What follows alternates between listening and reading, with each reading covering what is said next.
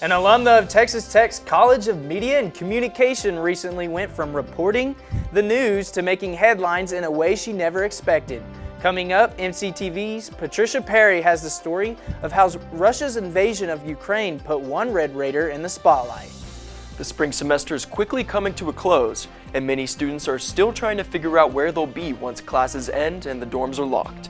MCTV's Chris Oliveras has the details on one recent event that helped some Red Raiders get their plans in place before graduation. And Tech's spring sports are heading into another weekend of competition, but it's the boys of fall who are currently making headlines this week. MCTV's Nathan Boles has the latest news from Tech football and a preview of Saturday's spring game in sports. This is the MCTV Weekday Update. Welcome to the Thursday edition of the MCTV Weekday Update. I'm Parker Gainey. And I'm Nicky Rudd. Over the last 2 months, the conflict between Russia and the Ukraine has dominated headlines around the world, including right here in Lubbock. Some members of the Texas Tech community have direct connections to friends, family, or colleagues in one or both of the countries involved in the war. But as MCTV's Patricia Perry tells us, one Red Raider alumna's connection to Eastern Europe has affected her more than she ever expected. Network. I think that's the best thing you can do. That's how one MCTV alum ended up working for Russia's American TV network. Rachel Blevins graduated from Texas Tech in 2017 with her journalism degree. She took a year to do freelance work before being offered to move across the country to work for RT America. I'd been in contact with RT America, and I'd been networking back and forth with them and talking about a possible move to DC, but then that's when the timing just kind of became right. After being with RT America for a few years, she was offered to become a host for an international business economics show. Then, as the Ukraine conflict broke out, things went south.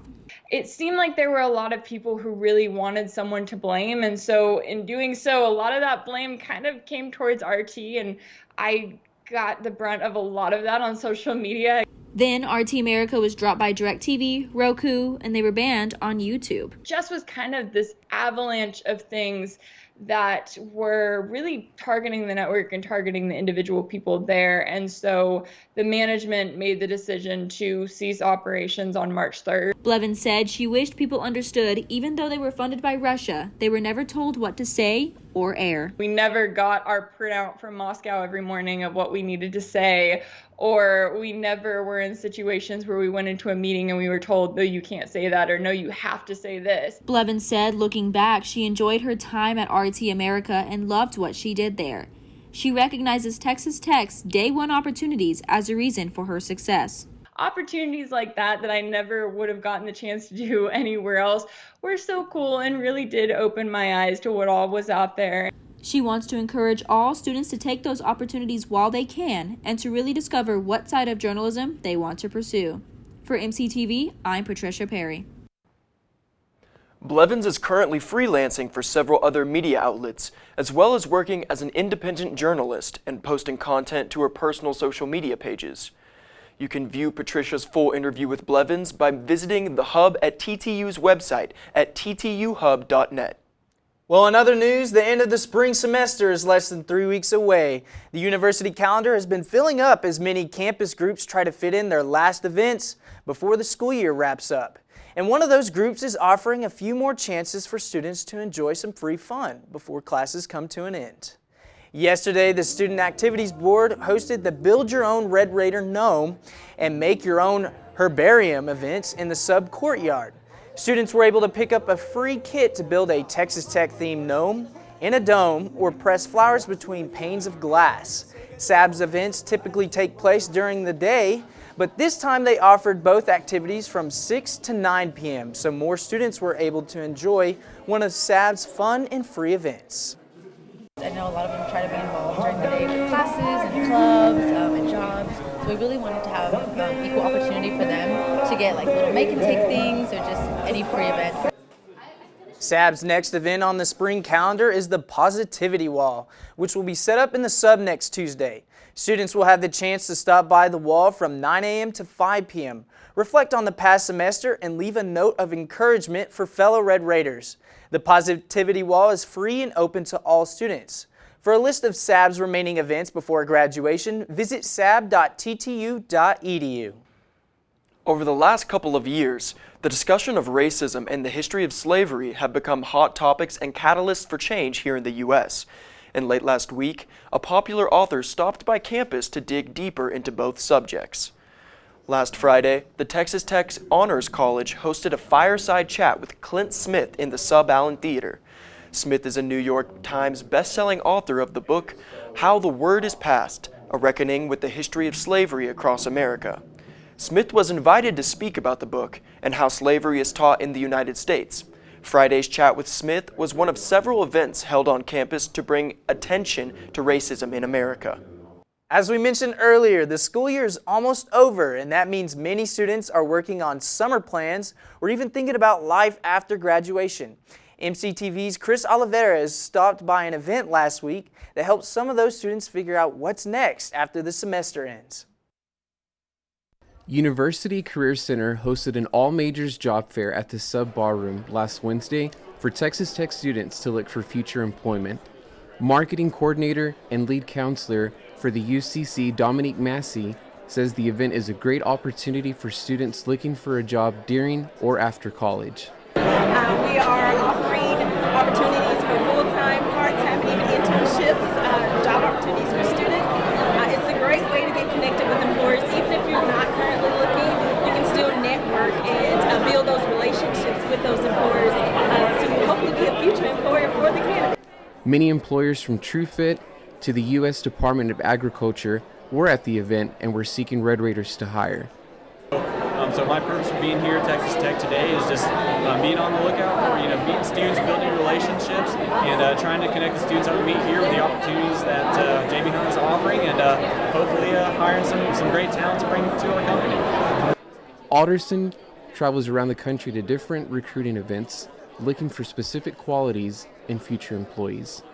Things when it comes to what they're involved with here on campus, so like leadership skills, communication, organization, how good they are at communicating with us, their attitude, body language, that sort of thing. That's really something that makes a good impression on me as an employer, and so that's something that I typically look for, in students and in candidates. For more information about future UCC events, please visit careercenter.ttu.edu. For MCTV, I'm Chris Oliveras. Well, it's been a mix of spring and summer-like conditions here in the Hub City this week. Highs have ranged between 70 degrees up to a record high of 94 degrees yesterday afternoon. Even though temperatures have varied from day to day, one thing has stayed the same: a lack of measurable precipitation. But could we possibly see some rain before the end of the week? Let's take a look at the MCTV forecast. There's plenty of sunshine on the MCTV tower cam this afternoon. The skies have stayed clear throughout the day, and that's helping temperatures climb even higher than yesterday. We should top out in the mid-90s this afternoon, but there's less of a chance of the 98-degree record set back in 1965. Later this evening, conditions will begin to change, with winds increasing to 20 to 30 miles per hour. Those winds will begin to bring clouds into our area and drop temperatures into the 60s. Then tomorrow, we'll see a lot less sun, as even more clouds move into the area. Winds will continue to stay strong, increasing from 25 to 35 miles per hour in the late afternoon. Those changes will also create the possibility of thunderstorms tomorrow evening. The storm chances will start mid-afternoon tomorrow and continue into the evening. The storms could bring us some rain, but they also could include severe conditions, such as high winds and large hail. Luckily, the chance of a tornado remains low for the Lubbock area, but lightning is a strong possibility and also one of the biggest threats of any storm moving through the South Plains right now. Our continued dry conditions have created a very high fire danger, and lightning could easily spark a wildfire.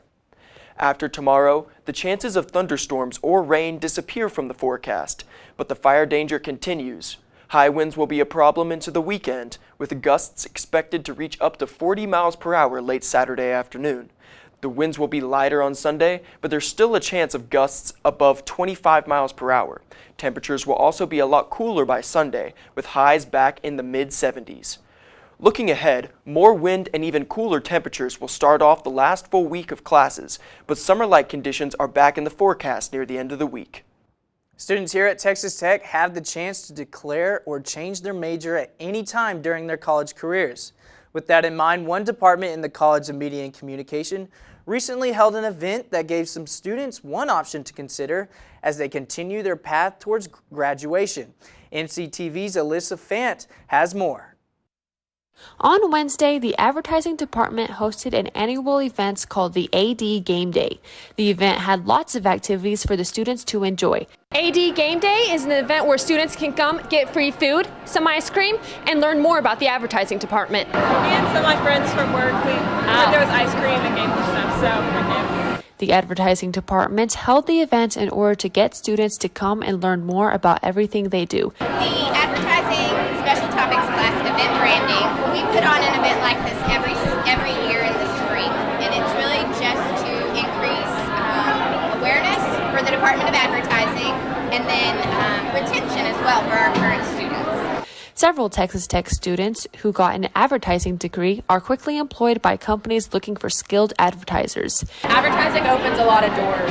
I think it's one of the majors that you can everyone needs advertising. You can go into any field. After getting a stamp card from the front table, students had to talk to an advisor, play a game, and then talk to a member of the AD to get free ice cream and a meal. Our hope is that we just give students all of the skills and knowledge they need to go out into the workforce and be hireable from day one. The event had a surprise appearance from Raider Red, here to entertain the students with his shenanigans. For MCTV, I'm Melissa Fant. Baseball, tennis, and track and field take up most of the headlines for Tech athletics during the last few weeks of the spring semester.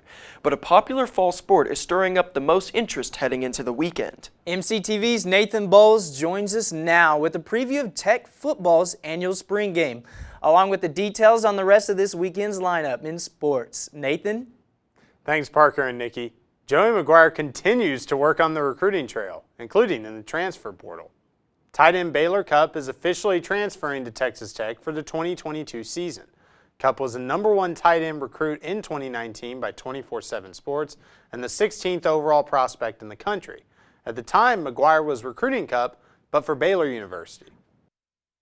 I told him not to break my heart again. I was actually coaching tight ends whenever he came out, and he was my #1 guy that year, and so it was awesome for him not to break my heart again. Cupp, number 88 in this video, missed his first 2 seasons at Texas A&M due to injuries. He appeared in 10 games last season and made 1 start. Texas Tech said he will arrive on campus in late May. Texas Tech football will host their spring game Saturday, but the game will look a little bit different from previous years. McGuire said the #1 offense will be with the #2 defense on one side of the field. The #1 defense will be with the #2 offense on the other side. But McGuire said all offensive players will wear red uniforms and all defensive players will wear black uniforms. The reason we're doing that is because there's some guys that are kind of on that fence, and so they might be jumping back and forth with different groups. We are going to do it, play the game, 1s versus 1s, 2s versus 2s, but you're going to have a combination of red and black on both sidelines. The important thing, the spring game will be Saturday at 12:30 at Jones AT&T Stadium. If you can't go, the game will be on ESPN+. The Big 12 honored 3 Texas Tech athletes for last week's performances. In track and field, Moad Zahafi was named Big 12 Male Athlete of the Week. He ran the 3rd fastest 800-meter time in NCAA history at the Tom Jones Memorial in Florida. Zahafi's time of 1 minute and 43.69 seconds is currently the best in the world. Monet Nichols was named Big 12 Female Athlete of the Week after setting a school record in the long jump. At the Mount Sac Relays in California, she jumped a wind-legal 6.86 meters. 2 jumps later, she jumped a wind-aided 6.89 meters to break the record again. The men's track and field team moved up to 4th overall, while the women's track team moved up to 6th.